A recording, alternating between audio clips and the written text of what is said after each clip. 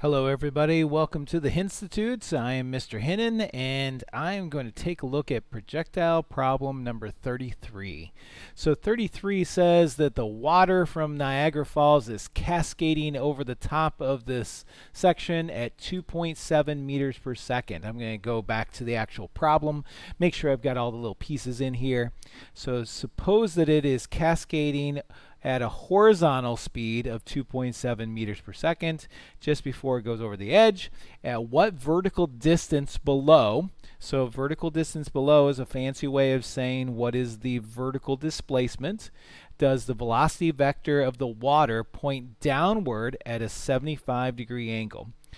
Problem 33 and problem 44 are basically the same problem, just with different materials, but we're going to solve them exactly the same way. So hopefully it'll help on both of them, the fact that I'm going to do 33 with you. So I drew a little picture here. The idea, I know water itself is cascading over for the Niagara Falls, but I'm just going to make a little dot here. This is going to represent like one of the water molecules or something. So it's got a horizontal velocity, Vx, of 2.7 meters per second. It's only moving horizontally, so that means that our vertical velocity, our VIy, is going to be 0. What we are trying to find is what is this y value? How far does it fall when that water molecule now makes a 75-degree angle with the horizontal?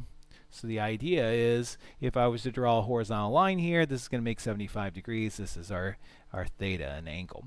Now, the entire time that this water molecule is moving along, so no matter where I happen to look at this water molecule, it's always going to be moving forward with a Vx of 2.7 meters per second. So even when it's right here, it's still going to be moving forward with a Vx of 2.7 meters per second. All that has happened is by the time it gets here, the reason why we have this velocity vector pointed diagonally downward is it has gained some kind of vertical velocity,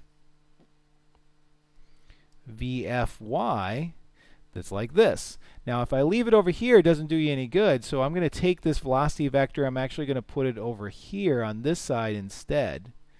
The reason why is now you can see that this black Vx, this green Vfy, and this red vector, these three velocities form a nice little right triangle.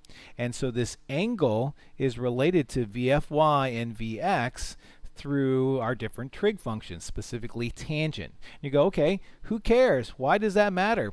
Well, to find y, normally I need either an equation that has time in it, or if I don't have time, the most common equation is this one, that Vfy squared equals Viy squared minus 2 times g times y. Hey, look at that. I know this. I can find it. I know that's 0. And I always know g, especially with Niagara Falls, it's here on Earth. So g itself is going to be my 9.8 meters per second squared. I should be good. I can solve for y. If I want to, I can actually solve for it directly. A couple of little tricks I can do here is basically if I bring this Viy over to the other side, it's like I'm subtracting it from both sides. And so I can make it so that these are equal to each other. And then I would divide by this negative 2g on both sides. So by 2g, and I'd just be left with y. So y can be found by taking Vfy squared minus Viy squared over negative 2g. And so I should be able to find it with that. So I just have to find those pieces. This is actually 0, so I don't even have to worry about that part. Let's just find that Vfy. So to find that, I'm going to pull out good old tangent. The tangent of my angle, this theta, the 75 degrees, should equal Vfy divided by my Vx. So to find that Vfy, I'm going to end up multiplying this Vx over. It's going to be the Vx, the horizontal velocity, multiplied by the tangent of my angle. This should allow me to find Vfy. I've got all these numbers right here. then I can take that number and slap it right into this equation and solve for y. What I will notice is that y is going to end up being negative. Why is y going to be negative? Because it's falling down. We're trying to find that vertical displacement downward, and we should be good.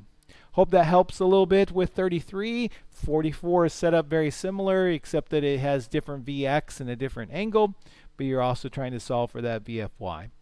And even when you get a little bit later, when you deal with the 71 and the eagle problem, it's the same kind of general idea. Hope this helped and you enjoyed this edition of the Henstitute.